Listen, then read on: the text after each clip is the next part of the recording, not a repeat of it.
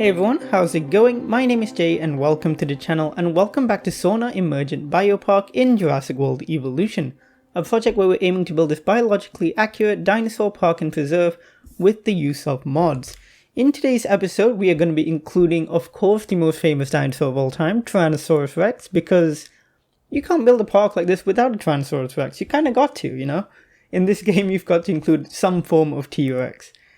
And in this case, we're actually going to be using one of my personal favorite Tyrannosaurus mods, put on the Nexus by Harlequin's Ego, and essentially it is part of an old pack called Cretaceous Calamity, which I believe was, like, if I'm not mistaken, remembering, like, back to my, like, Zoo Tycoon 2 days when I was, like, a kid, and on the forums and stuff back in the day, there was a pack being made for that game called Cretaceous Calamity. I believe they moved it over to...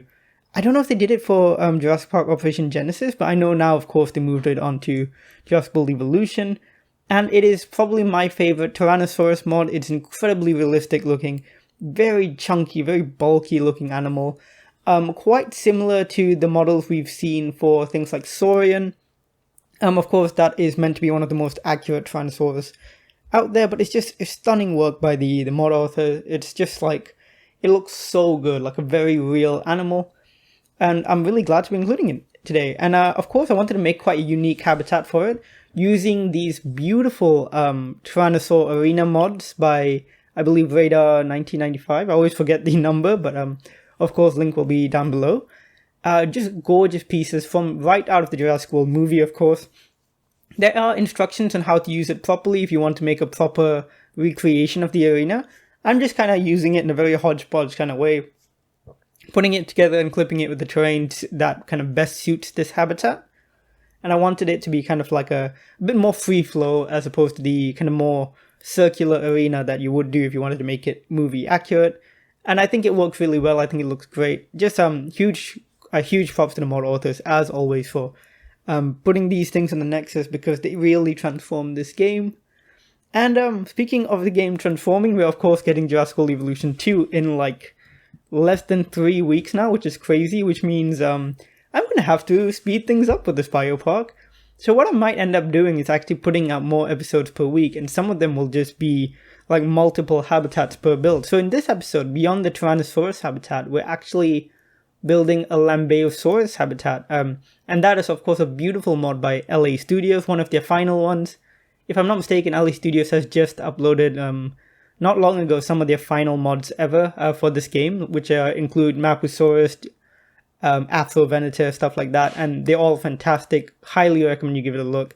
And I believe they will be, of course, moving on to bigger things with the release of Jurassic World Evolution 2 and stuff. So I'm very much looking forward to see what they get up to in the future. Same with all the other mod authors. As far as Jurassic World Evolution 2 goes with modding, I'm not going to mod it not for a good while, I think. Because, of course, the reason I got into Jurassic World Evolution modding was because the game had finished development and, you know, there were no more DLCs coming out and stuff like that, so I was very happy to just dive into the modding scene. And while I will keep up to date with the modding scene of the, Jurassic World Evolution 2, I won't be actually modding the game for quite a while until I'm happy that the game is in a place where it's, it's finished development, or if they say, like, we give the go-ahead for modding and stuff, so it'll probably be a while before then, so I do apologize if you're interested in that sort of content, but it will probably be a good while before that. But I think Jurassic World Evolution 2 on its own already looks to pack so much amazing stuff that we're going to be very much satisfied for content for a good long while. So I'm just really looking forward to it. I think it's going to be fantastic. I'm just every like day I get more hyped for it because it just has so many little things in it that I'm really excited for. Like some of the creatures that have been confirmed, I'm so excited for, like Lipleurodon has been confirmed, Elasmosaurus for the aquatics, that Attenborosaurus looks fantastic. Just looking forward to all of it, really. And I'm looking forward to see what other land dinosaurs we actually get, because as far as new terrestrial dinosaurs go, we haven't really received much information about new ones. We got maybe 4 or 5 new ones, I believe, that have been confirmed, but not an awful lot. So I'm looking forward to see what else they add, if they do add anything else, because the new ones have been so fantastic already. The the Pachyrhinosaurus in the deluxe edition is probably one of my favorite like dinosaur frontiers ever put out. It just looks staggeringly beautiful, like really, really fantastic. So I'm really excited for that. But just in general, the game looks to be quite fantastic. I'm loving all the new all the new kind of terrains, all the new animals, basically just all of it. It just looks great. So I'm very excited to play it on the channel, and I hope you guys are looking forward to watching it and hopefully getting your hands on the game as well. Besides that, and I've noticed I've always ended up using these videos as an excuse to talk about Jurassic World Evolution 2. But, you know, this game, Jurassic World Evolution 1, still has plenty of merit. And, you know, even when the new one comes out, who knows, I might return to this game once in a while to just kind of have a little bit of a nostalgia trip, you know, see what the old one used to be like and stuff. But I just have very, very high hope for this for the sequel, and I'm looking forward to it. Anyways, we're finishing up the Tyrannosaurus habitat. As you can see, I also used a bit of the Mosasaur paddock, also by Radar 1995, and I'm just putting it in the corner. It's a very big habitat, lots of space. Putting in these false people, of course, for the stadium, so it just looks a bit more filled, and I think it works out pretty well. The T-Rex itself is truly, truly fantastic. I really love it. It also has lips, which is a bit of a contentious topic among paleontologists, but I think it just makes more sense for the animal to have had lips. It just, you know, it's just another protective feature for an animal that probably would have gotten into some pretty rough spots being a, you know, massive apex predator like this. A bit of extra protection for what would have been its, you know, key hunting feature would always be beneficial, I think. It comes in two sets of patterns. I ended up using the slightly brighter one because I think it looks really good. It's got this beautiful, like, bright orange head with a darker body, and I think it looks really good. We're about to start building the other habitat, of course, which is for the Lambeosaurus.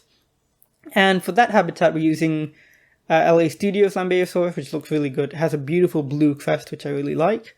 And I decided to include some other animals from that area, so we've included some Styracosaurus and Euoplocephalus, both of them being base game dinosaurs, and both being really fantastic base game dinosaurs. In fact, two of my favorites from both of their relative groupings. Out of the Ceratopsians in the base game, Styracosaurus probably has to be one of my favorites. It's just such a great looking dinosaur with a beautiful skin pattern. Frontier did a fantastic job on it, I think, and I'm looking forward to using it in the sequel as well. Euoplocephalus is another dinosaur I loved in the base game because it's a much more kind of like accurate ankylosaurid compared to something like Ankylosaurus itself in the game, so it just looks really good. And that's one thing I've loved that Frontier has been doing and seems to be doing for the sequel too, is that while we do get plenty of, like, you know, very much Jurassic Park or Jurassic World accurate dinosaurs, which are a little bit more like, they have some exaggerated features, or they're more, you know, they have scales in places they naturally wouldn't and stuff like that, or they have some creative license taken with it, which is entirely fair. But they also kind of compensate for that by having kind of slightly more accurate animals. So, like, you know, with the Ankylosaurus, they had Ankylosaurus, which is very Jurassic Park-ish. But then they had the Euoplocephalus, which is a lot more biologically accurate looking. Like, in terms of, like, I think they even did that kind of, like, with Triceratops. They had, like, the Torosaurus. You know, just animals that kind of compensate. And even the new game, with animals like Plesiosaurus, which didn't look super...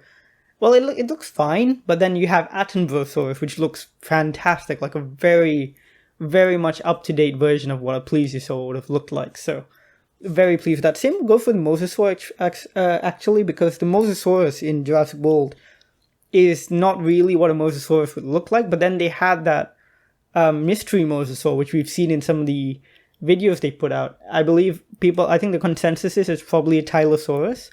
And that looks really, really like what we think a Mosasaur would have looked like, with the tail fluke, with the slightly smoother skin, the head shape. It all looks really great. And I think, I think it just all looks fantastic. And I'm looking forward to seeing what other animals get that slightly more accurate treatment. Anyway, so we're coming up to the end of the video. As you can see, the Lambeosaurus habitat is pretty chill. It's a big open plain with some trees. Very temperate, because this whole area is very much like a North America themed area. Back in the day, it would have been more like temperate rainforest as opposed to temperate forest, but I think this is kind of a good mix, and it looks really good too, and it will kind of separate this area from the rest of the park. Hopefully for the next video, we're going to have quite a lot more to look at, a lot more habitats in one, I think.